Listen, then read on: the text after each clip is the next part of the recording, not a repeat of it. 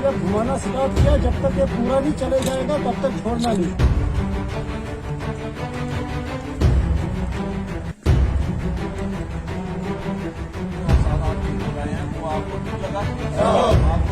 आपको आगे ट्रेनिंग देनी है, ठीक है। बाकी जहाँ पे आप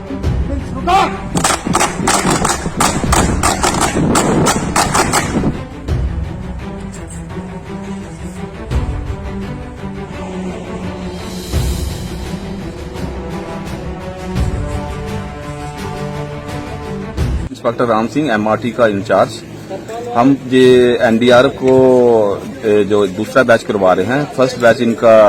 15 दिन का खत्म कर दिया है। ये नेक्स्ट बैच है, जो दूसरा बैच है ये अब खत्म हो रहा है अगले 2 दिन के बाद। तो हमने इनको जो ट्रेनिंग दी है कि JNK में ये NDRF की जो ये टीम है ये JNK में डिप्लॉय होनी है। 13 बटालियन अभी लुधियाना में है, फिर इन्होंने JNK में आना है। इनको जो ट्रेनिंग दी है कि JNK में किस तरह के हालात आपने डिजास्टर के टाइम किस तरह की निपटना है, तो उसके हिसाब से इनको ट्रेनिंग दी है। तो इनको अवलांचेस के बारे में बताया कि अगर अवलांच में कोई विक्टिम फंस जाता है उसको किस तरह से वैक्यूट करना, किस तरह से निकालना है। और उसके अलावा इनको कहीं किसी खाई या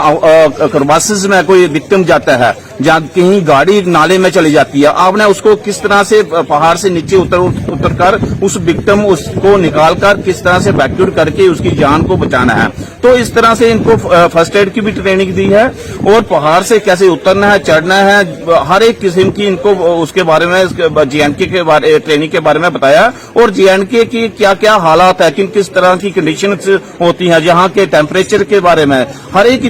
तरह की इनको 15 दिन की ट्रेनिंग दी है। तो 15 दिन में इनको फुली सेटिस्फाई करा के इनको वापस भेज रहे हैं। तो इनकी जो कंप्लीट आज ट्रेनिंग हो रही है, तो आने वाले टाइम में अगर JNK में कुछ ऐसे हालात बनते हैं तो उनके लिए ये NDRF की टीम जो पूरी तैयार है। ये जम्मू एंड कश्मीर पुलिस ने पहली बार ये 2 इनके बैचेस चलाए हैं। हमारे लिए भी ये एक गर्व की बात है कि जम्मू एंड कश्मीर जो एक नेशनल लेवल की टीम को ट्रेन कर रही है। तो आने वाले दिनों में हम इस चीज को और आगे बढ़ाएंगे। ये हमारे पास जो है NDRF ट्रेनिंग करने के लिए आई है, तो हमारे लिए बहुत गर्व की बात है कि हमारे पुलिस के पास एक सेंट्रल ऑर्गेनाइजेशन जो ट्रेनिंग के लिए आई। तो हमने अभी तक जो इनको ट्रेनिंग दी वो अलग अलग तरीके से दी, जैसे एवलांच में काम करना, एवलांच विक्टिम को ढूंढना,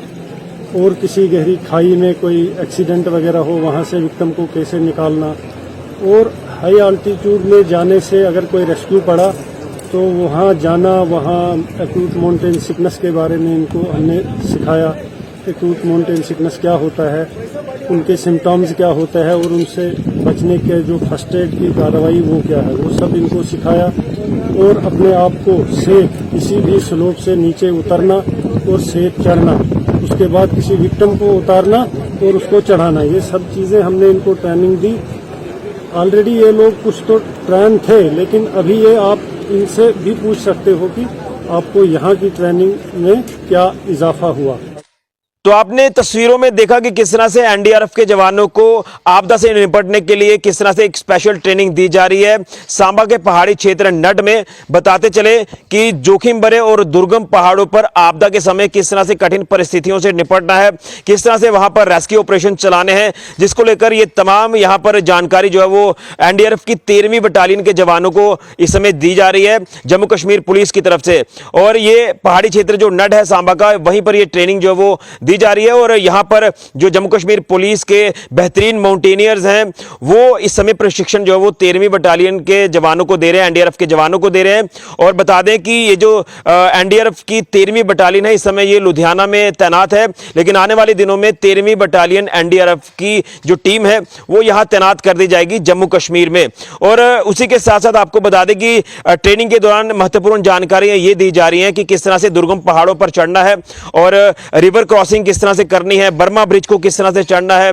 रैपलिंग के बारे में बताया जा रहा है। इसलिए बताया जा रहा है कि अगर आने वाले दिनों में कोई ऐसी आपदा आ जाती है, प्राकृतिक आपदा आती है, तो उसे किस तरह से निपटना है। और खासतौर पर अगर कोई ऐसी घटना घट जाती है पहाड़ी इलाकों में, कोई गाड़ियां खाई में गिर जाती हैं, तो वहां पर किस तरह से उस पर्टिकुलर लोकेशन पर पहुंचना है और किस तरह से रेस्क्यू करना है, लोगों की जानें बचानी, ये तमाम प्रशिक्षण के दौरान जो वो जानकारी दी जा रही है। और जम्मू कश्मीर की बात करें करें तो पहाड़ी हमारा क्षेत्र है और यहाँ पर हिमस्खलन और भूस्खलन का भी खतरा रहता है, तो उसको लेकर भी ये तमाम जानकारियां दी जा रही हैं ताकि एनडीआरएफ के जवानों को पूरी तरह से अनुभव हो जाए और अगर आने वाले दिनों में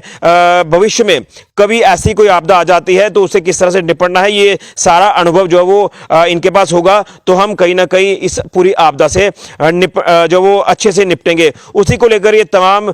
जो प्रशिक्षण जो है वो दिया जा रहा है हमारे 13वीं एनडीआरएफ बटालियन के जवानों को और